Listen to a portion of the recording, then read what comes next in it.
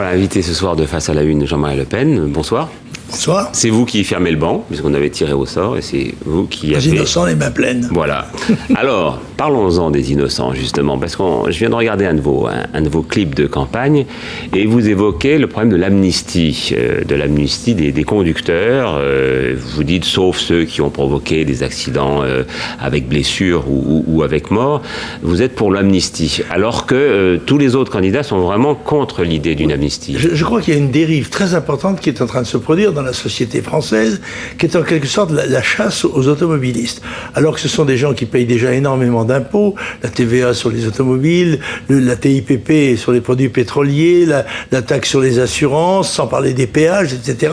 Or, ils sont montrés du doigt et persécutés en quelque sorte par des systèmes automatiques que sont maintenant ceux des radars. Alors la conséquence de cela, c'est très souvent, notamment, des amendes qui sont souvent considérables et hors de proportion avec ce que gagnent les gens. Mais la conséquence, c'est aussi beaucoup moins de morts sur les routes. Oui, relativement, mais je crois qu'il y a d'autres raisons. 17 000 morts il y a 30 ans, aujourd'hui 5 000. C'est vrai, mais on n'arrivera jamais au zéro. Et je ne peux oublier que nous sommes dans un pays où il y a eu 15 000 vieillards qui sont morts le même mois. Bon, alors ça, on n'a pas réussi à régler ce problème. Cela dit, je crois que le fait du permis à points a quelque chose de néfaste, en ce sens qu'il y a maintenant peut-être plusieurs centaines de milliers, peut-être millions de conducteurs qui sont privés de leur permis, qui ont besoin de lui pour vivre, pour déplacer leur famille, etc., et qui prennent le risque de conduire sans permis, avec les conséquences que ça a, c'est-à-dire sur la perte d'assurance, etc., et donc incapacité en quelque sorte de réparer les dommages causés. Alors moi, je propose quelque chose de clair. Moi, je suis pour l'amnistie générale des permis, des points perdus. Je crois que cette affaire doit être remise à plat. Y compris quand vous avez brûlé un stop, un feu rouge, et quand même oui, absolument. Vous risquez la vie de quelqu'un. Je crois que ce système est un système mauvais, pervers, et qu'il faut l'abandonner. Cela dit, comme beaucoup de gens se trouvent actuellement sans permis, un système qui condamne des honnêtes citoyens à la situation de délinquant n'est pas un système normal. Mais c'est un système qui est plébiscité par toutes les associations de victimes. Oui, mais les associations de victimes ne représentent pas l'ensemble du pays. J'ajoute que... Si vous êtes arrivé à un drame à cause du cannabis ou de la vitesse ou de l'alcoolisme... Alors moi, je suis pour une sévérité plus grande à l'égard des chauffards récidivistes ou bien encore des criminels de la route, y compris ceux qui abusent vraiment de l'alcool ou de la drogue. Bon, cela étant, je crois que il ne faut pas que, d'autant que ça peut avoir que des conséquences très graves sur l'industrie automobile. Il ne faut pas oublier que notre industrie automobile représente 2 millions d'emplois et que si on traque les automobilistes de par tous les bouts, ils vont finir par ne plus rouler en voiture. C'est ce que souhaitent les Verts. Ils ne cachent pas qu'eux, ils souhaitent qu'il n'y ait plus d'automobiles. Bon, alors moi je fais une amnistie générale des permis à points, de telle manière qu'on reparte à zéro, qu'on réétudie ce problème qui ne me paraît pas avoir été traité de façon logique et surtout de façon utile à la sécurité générale. Je propose en revanche que l'on force les sociétés d'autoroutes qui ont déjà pas mal amorti le coût de celle-ci, d'illuminer en quelque sorte, d'éclairer tous les autoroutes comme c'est le cas dans beaucoup d'autres pays. Et que les vitesses, une certaine vitesse au moins, la limite de 130 km/h soit portée à 150 km parce que je crois que les matériels automobiles et la qualité de la route permettent maintenant de faire cela sans risque supplémentaire. Alors on va continuer avec le principe de cette émission, c'est-à-dire pas de questions politiciennes, enfin vraiment les questions qui intéressent les Français, très concrètes, pas d'allusion au sondage. Le SMIC à 1 500 €, par exemple. On a eu des candidats qui nous ont dit on le veut tout de suite, on le veut progressivement, d'autres nous ont dit rien du tout. Non, moi j'ai une autre proposition. Je fais une autre proposition parce que le fait de toucher au SMIC, le SMIC entraîne toute une série d'autres conséquences. C'est de donner aux gens qui ont le SMIC et le SMIC 1,4, en quelque sorte, c'est 8 millions de personnes, 200 € supplémentaires par mois, par le fait que l'État prend en charge les cotisations salariales, ce qui amène le salaire brut en salaire net, le salaire net à la hauteur du salaire brut. Et comment vous faites pour trouver les financements? Puisque par ailleurs, vous proposez aussi une réforme de la fiscalité, c'est-à-dire d'abaisser, qui est plus 5 tranches mais 4, et d'abaisser le taux maximal de 40 à 20%. Nous avons avons un budget en équilibre je crois même qu'il est positif à 200 millions d'euros. Mais parce que nous faisons des économies ailleurs, en particulier sur les subventions aux entreprises, nous appliquons la capacité financière de l'État à ce qui nous paraît parental, c'est la réforme salariale, la réforme fiscale, et nous attendons aussi de la nouvelle politique de réduction de l'immigration des économies considérables parce que l'immigration coûte environ 400 milliards de francs, je parle de francs, pas d'euros, par an à la France. Par conséquent, il ne s'agit pas de faire cesser toutes ces dépenses, mais d'en diminuer certaines pour pouvoir les déplacer l'axe d'action dans une autre direction. Baisse des impôts pour ceux qui en payent et pour ceux qui n'en payent pas, qu'est-ce qui se passe ? Écoutez, je trouve extraordinaire qu'on ne paye pas d'impôts. Tout le monde en paye d'ailleurs. En vérité, les gens en payent par la TVA. Oui, on parle de l'impôt sur le revenu. Mais l'impôt sur le revenu, c'est l'impôt sur le revenu du travail que nous souhaitons voir réduit, ainsi que l'impôt sur les sociétés en ce qui touche les petites, moyennes entreprises et les TPE, les très petites entreprises, ainsi que le droit sur les impôts sur les successions, le tout étant amené à 20% maximum. Alors vous allez me dire, mais il y aura des rentrées qui seront moins fortes.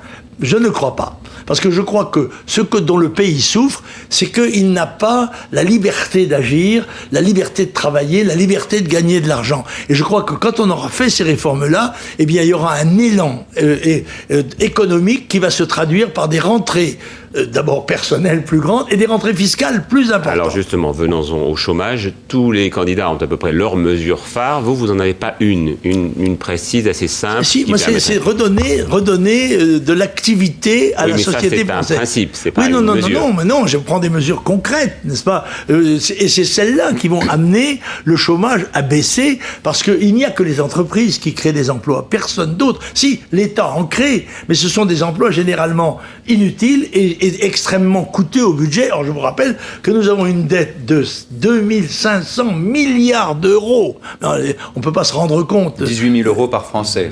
Plus que ça, parce que ça c'est avec 1200. C'est exact. La dette, comment dirais-je, dans sa définition la plus étroite. Mais l'État a d'autres dettes dans les entreprises publiques, dans la garantie de la retraite des fonctionnaires, qui sont considérables. C'est 900 milliards. C'est épouvantable. Donc, et cela, il faut absolument redonner à la France. Écoutez, je voudrais noter quelque chose. La même semaine, nous avons eu 4 jeunes gens, et plutôt de jeunes filles d'ailleurs, qui ont été championnes du monde dans des disciplines différentes.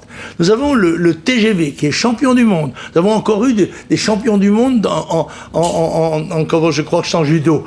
Les Français sont capables de faire des choses extraordinaires quand ils sont individuels, mais quand ils sont sous la coupe de l'État, eh bien, qu'ils soient paralysés. Alors moi, je veux soulever un peu cette espèce de chape de plomb qui pèse sur les Français. Je veux pas que les Français soient considérés comme des délinquants ou des pré-délinquants en permanence.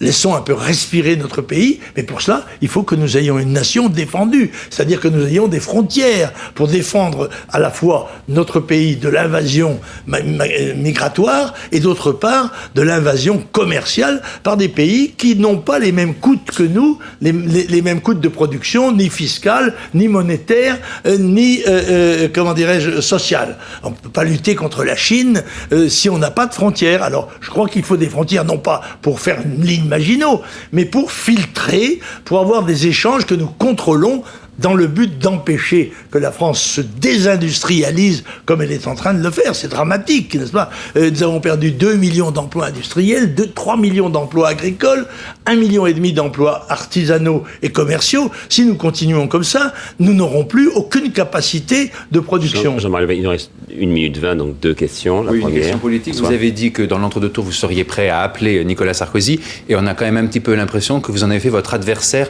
presque exclusif de ce premier tour. Non, mais c'est la règle du jeu. Quand on voit un combat de boxe, on ne s'attend pas à ce que les gens se fassent des caresses. Ils boxent, et vous avez remarqué, à la fin de chaque round, ils se tapent dans la main avant de regagner leur C'est ce qui va se passer entre le deux tours. La bataille politique, c'est une bataille. Ouais. Chacun a le droit et le devoir de dire aux citoyens, écoutez, c'est moi le meilleur, l'autre est moins bon que moi, parce qu'il a un passé négatif, il a des responsabilités. Et entre les deux tours, vous allez vous taper dans la main ? Je ne sais pas. Vous allez vous parler ? Mais peut-être, écoutez, c'est celui qui aura besoin de l'autre qui sera chargé de l'appeler. Moi, je n'ai rien à demander, mais comme Ce sera plus facile qu'avec Jacques Chirac. Comme je pense que je serai au deuxième tour, en tous les cas, je pense que les Français comprendront que je suis le seul tenant de l'opposition, le seul défenseur. Mes trois adversaires sont trois adversaires qui sont représentatifs du système auquel ils ont appartenu, qui sont responsables de la manière dont la France a été gérée. Ils sont européistes, ils sont contre la peine de mort, ils ont toute une série de choses en commun.